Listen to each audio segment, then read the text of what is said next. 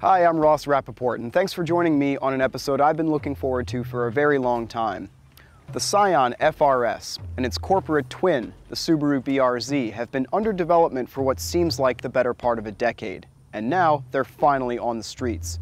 In case you've been living under a rock, this is a small, lightweight, sub-2,800-pound rear-wheel drive car, barely bigger than a Miata. In short, it's the kind of sports car that hasn't been produced in the US for decades, and it has sport compact enthusiasts like me salivating. In recent years, the sport compact segment has gone bonkers, with turbocharging and all-wheel drive bringing a new level of performance and curb weight to the class. Subaru and Toyota were very clear that they did not want to rely on either one of those technologies to make a fun driver's car, so they basically reimagined the old AE86, which was the last rear-drive Corolla and a classic in the sport compact scene. And that scene is currently bitterly divided over what's ended up being a surprisingly controversial car. On one side, you have people who favor the high-powered turbocharged cars like the Mazda Speed 3 or the Subaru WRX, who think this car is way slow and just don't understand why anybody's excited about it. On the other hand, you have people like me who favor the lightweight, naturally aspirated approach, who can't wait to fork over their hard-earned dollars for one. So, the FRS is a simple affair, designed for guys like me. It's powered by an all-new 2-liter Boxer 4 designed by Subaru, making 200 horsepower and mated to your choice of a 6-speed manual or 6-speed automatic. And thankfully, there's a real, honest-to-goodness, mechanical limited slip differential. Now you can see how low the engine sits in the engine bay. That gives the car an exceptionally low center of gravity and excellent transient response. The FRS is certainly more Spartan and purpose-built than any of its competitors. It isn't based on a $15,000 economy car, and it feels every inch the true sports car that it is. You sit very low in it, and the back seat is just an afterthought. Right now I'm perfectly comfortable. But if this passenger were to recline his seat all the way back, even somebody my size is going to be in the fetal position. So it's a good thing the front seats are fantastic. They're very supportive and well bolstered, and they look cool. They sort of remind me of the $2,000 Recaro option in the Boss Mustang 302. Also, the stereo is fantastic, despite having this kind of odd-looking pseudo-1980s faceplate.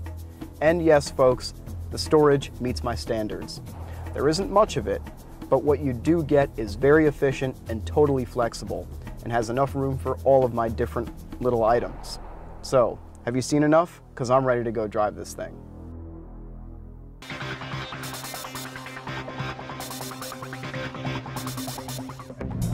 This car is very raw, much more so than anything else in its segment.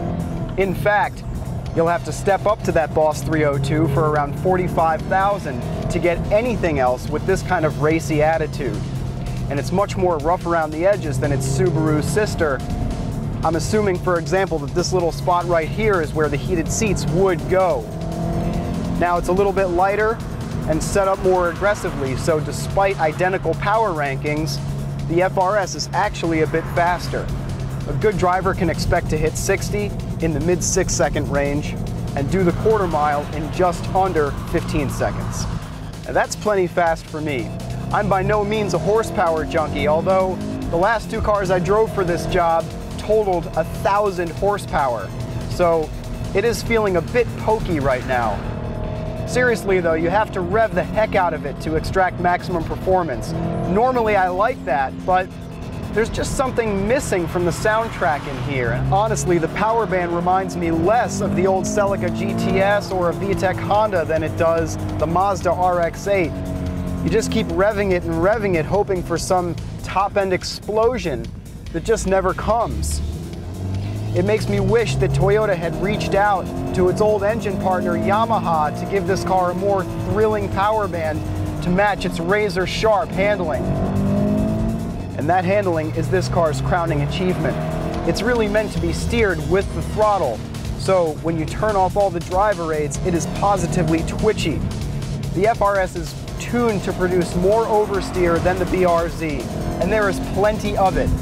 It's also equipped with low rolling resistance tires, which are meant to augment fuel economy, but end up endowing the car with very progressive, predictable breakaway characteristics, even if they impede overall grip a touch. And that brings me to this car's real-world trump card. That thing that makes you realize you can actually live with one, and that's the fuel economy.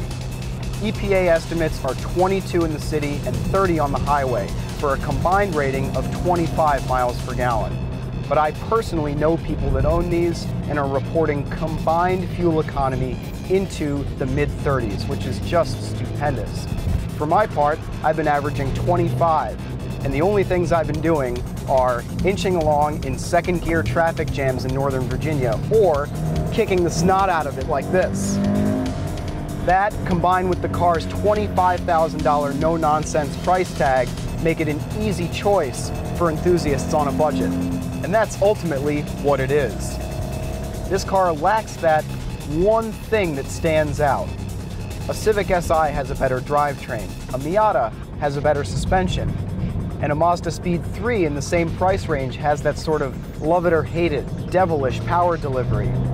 This car has great steering, excellent feedback, and stable, predictable handling most of the time.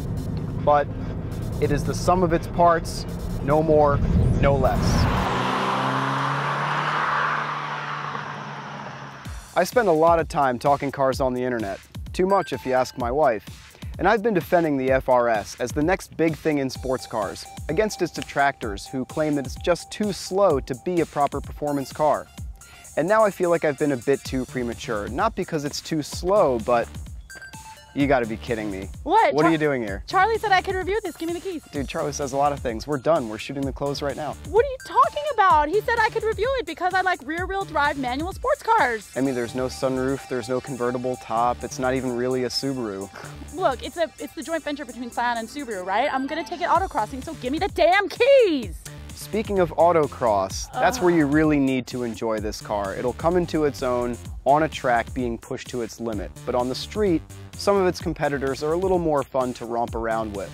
But let's be real, this is a rear-wheel drive, lightweight sports car that's affordable and can take itself to the track with a full set of wheels and tires.